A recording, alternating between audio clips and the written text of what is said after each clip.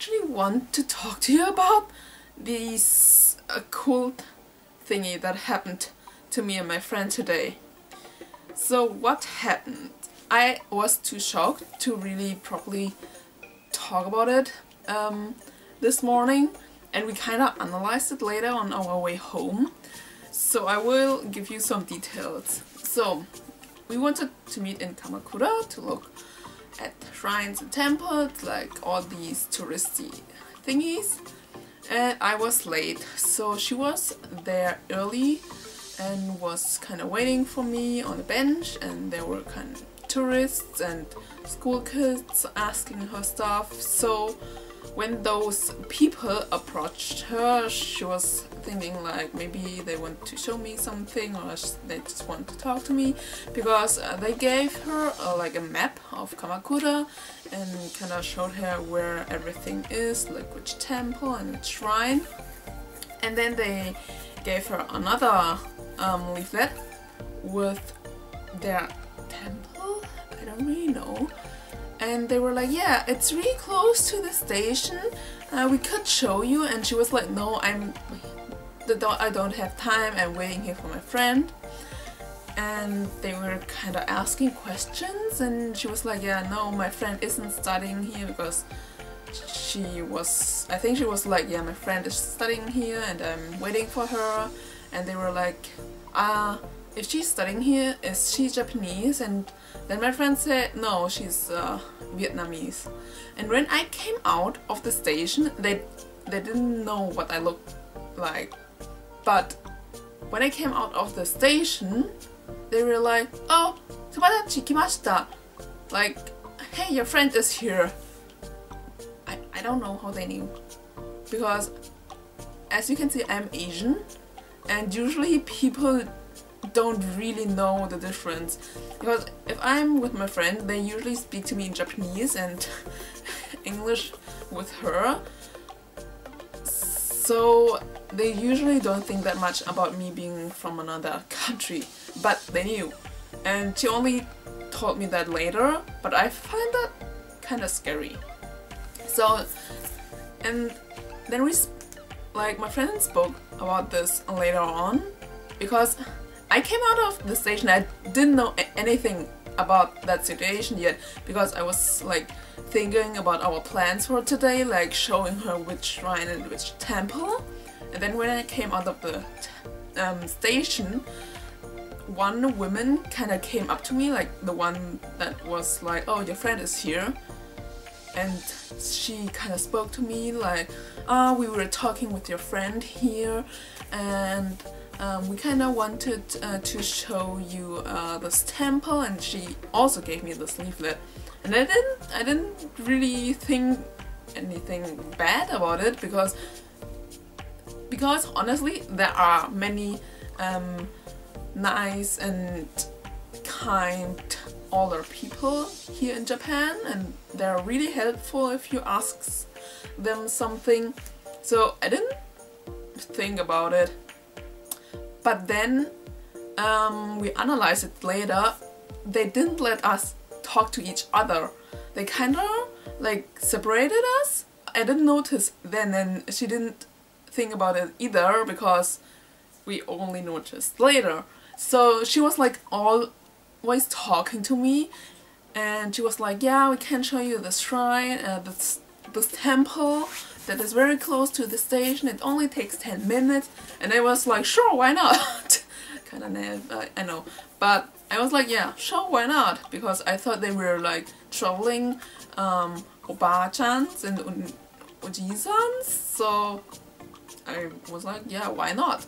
My friend didn't really have time or the chance to warn me, so I was like, yeah, daijoubu desu.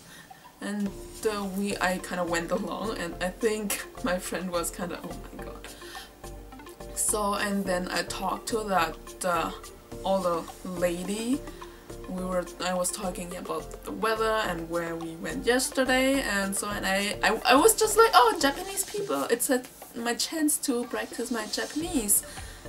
Yeah, now that I had the chance to practice Japanese, and it turns out that they were from a cult. So yeah, so we went along. They kinda like, I was walking in the front with one woman, and my friend also, they walked behind me, and she was talking to another woman, and then the rest, there were two more, were walking behind us.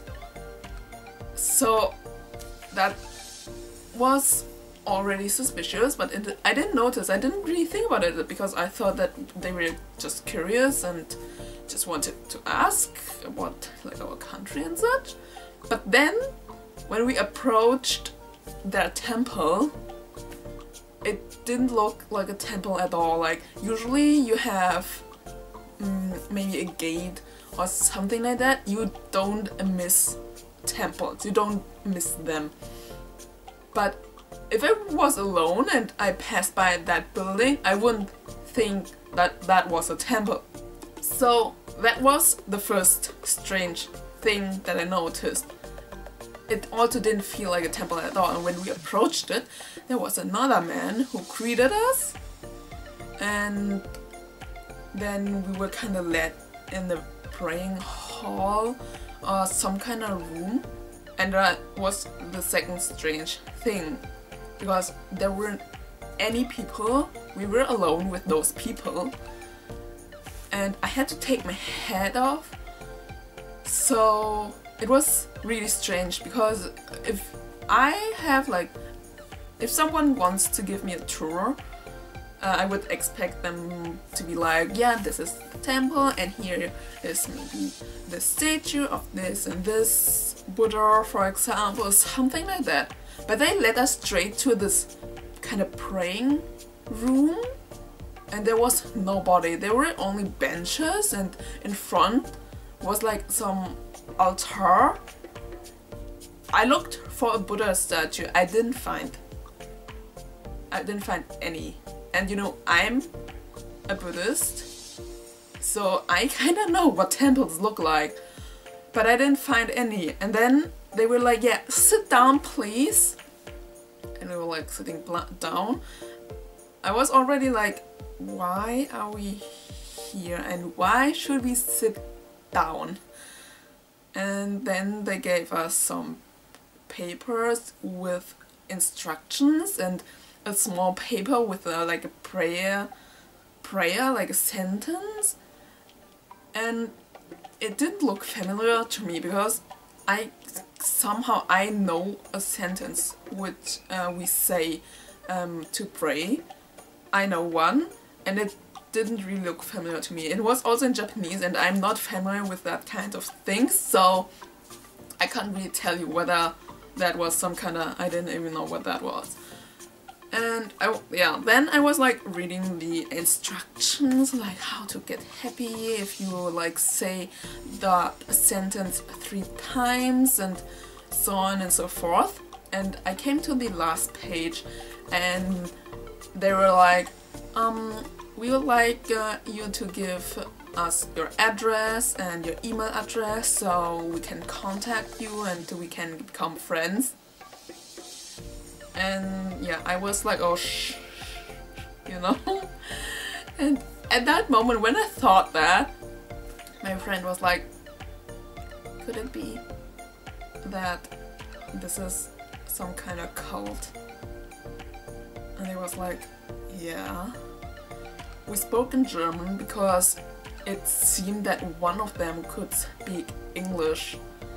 When we began, because we didn't speak to each other at all before that, because I don't know, the atmosphere kind of didn't allow it. But then when we spoke to each other, they were like, "Daijoubu desu ka? Imi ga wakarimasen ka?" Like, is everything okay? Don't you understand the meaning? And I was like, yeah, it's okay. And then no, I was like kind of, I was panicking at that moment, and I was like looking, kind of pretending to look through those papers, but the truth is I was thinking about the solution, how to get out of there. And we were kind of whispering to each other, but of course they noticed that something's not going well with us, and I'm like, look at your phone, pretend that somebody's messaging you or something like that. We were discussing how to get out of there. Yeah, and then I was like, すみません、時間がありません. Like, I don't have time. 友達が待っています. My friend is waiting at the daibutsu. I was telling so many lies. I don't even know whether I made sense at all. And she was like, oh no, it's just taking 5 to 10 minutes. And I'm like, what is going to take 5 or 10 minutes? Like, no, I don't want to become one of your kind of strange group here. And I'm like, no, thank you. Yeah, our friend is waiting and I kind of don't know what they're up to, and I didn't even know what I talked about. So yeah, we kind of fled. My friend, I didn't even look at them anymore. My friend said that they didn't look happy at all. So yeah, but then they were like, oh, we can get you there by car.